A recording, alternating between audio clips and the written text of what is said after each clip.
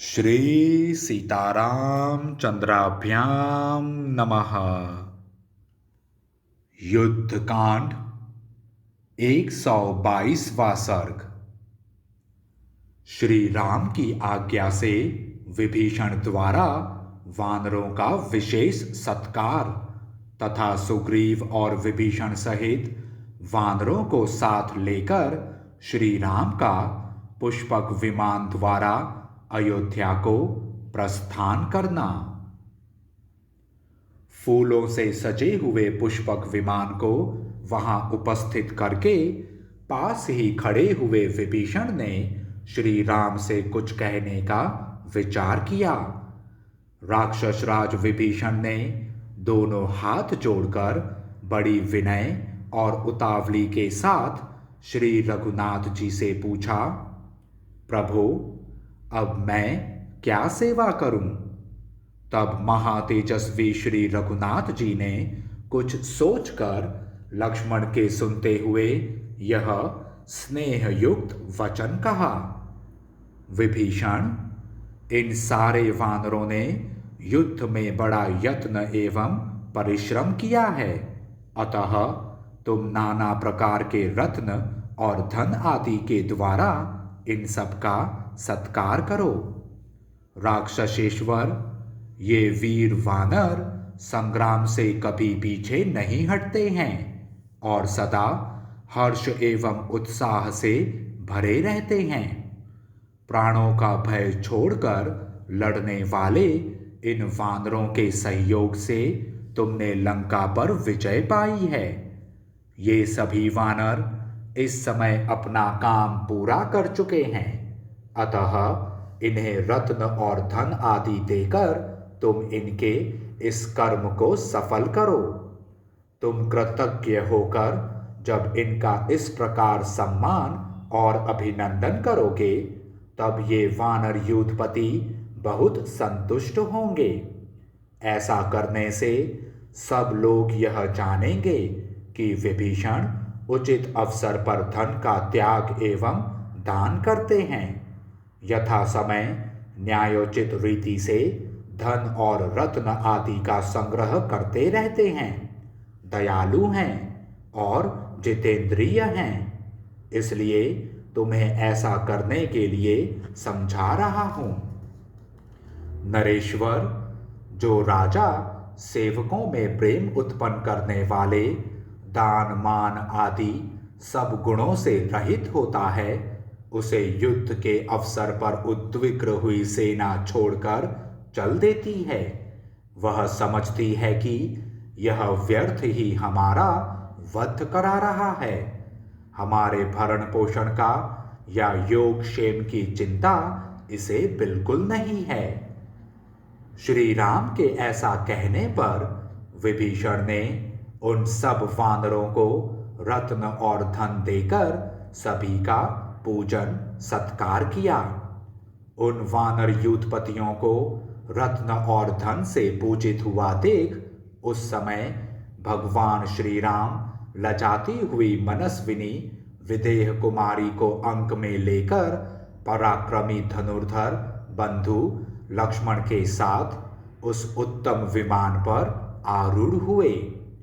विमान पर बैठकर समस्त वानरों का समादर करते हुए उन ककुत्स्थ कुलभूषण श्री राम ने विभीषण सहित महापराक्रमी सुग्रीव से कहा, वानर श्रेष्ठ वीरों, आप लोगों ने अपने इस मित्र का कार्य मित्रोचित रीति से ही भली भांति संपन्न किया।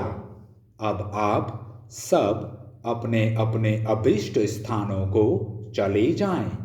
सखे सुग्रीव, एक हितैषी एवं प्रेमी मित्र को जो काम करना चाहिए वह सब तुमने पूरा पूरा कर दिखाया, क्योंकि तुम अधर्म से डरने वाले हो। वानर राज, अब तुम अपनी सेना के साथ शीघ्र ही किष्किंधापुरी को चले जाओ। विभीषण, तुम भी लंका में मेरे दिए हुए अपने राज्य पर स्थिर रहो। अब इंद्र आदि देवता भी तुम्हारा कुछ बिगाड़ नहीं सकते हैं। अब इस समय मैं अपने पिता की राजधानी अयोध्या को जाऊंगा। इसके लिए आप सब लोगों से पूछता हूं और सबकी अनुमति चाहता हूं। श्री रामचंद्र जी के ऐसा कहने पर सभी वानर सेनापति तथा राक्षस राज विभीषण हाथ जोड़कर कहने लगे, भगवान, हम भी अयोध्यापुरी को चलना चाहते हैं। आप हमें भी अपने साथ ले चलिए। वहां हम प्रसन्नतापूर्वक वनों और उपवनों में विचरेंगे।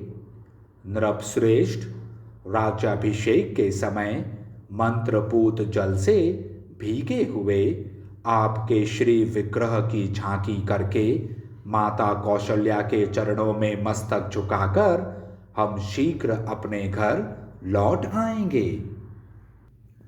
विभीषण सहित वानरों के इस प्रकार अनुरोध करने पर श्री राम ने सुग्रीव तथा विभीषण सहित उन वानरों से कहा, मित्रों, यह तो मेरे लिए प्रिय से भी प्रिय बात होगी। परम प्रिय वस्तु का लाभ होगा यदि मैं आप सभी सुहृदों के साथ अयोध्यापुरी को चल सकूं। इससे मुझे बड़ी प्रसन्नता प्राप्त होगी। सुग्रीव, तुम सब वानरों के साथ शीघ्र ही इस विमान पर चढ़ जाओ। राक्षस राज विभीषण, तुम भी मंत्रियों के साथ विमान पर आरूढ़ हो जाओ। तब वानरों सहित सुग्रीव और मंत्रियों सहित विभीषण बड़ी प्रसन्नता के साथ उस दिव्य पुष्पक विमान पर चढ़ गए। उन सब के चढ़ जाने पर कुबेर का वह उत्तम आसन पुष्पक विमान श्री रघुनाथ जी की आज्ञा पाकर आकाश को उड़ चला। आकाश में पहुंचे हुए उस हंस युक्त तेजस्वी विमान से यात्रा करते हुए पुलकित एवं प्रसन्नचित्त श्री राम साक्षात कुबेर के समान शोभा पा रहे थे। वे सब वानर, भालू और महाबली राक्षस उस दिव्य विमान में बड़े सुख से फैलकर बैठे हुए थे। किसी को किसी से धक्का नहीं खाना पड़ता था। इस प्रकार श्री वाल्मीकि निर्मित आर्ष रामायण आदि काव्य के युद्ध कांड में 122वां सर्ग पूरा हुआ। जय श्री राम।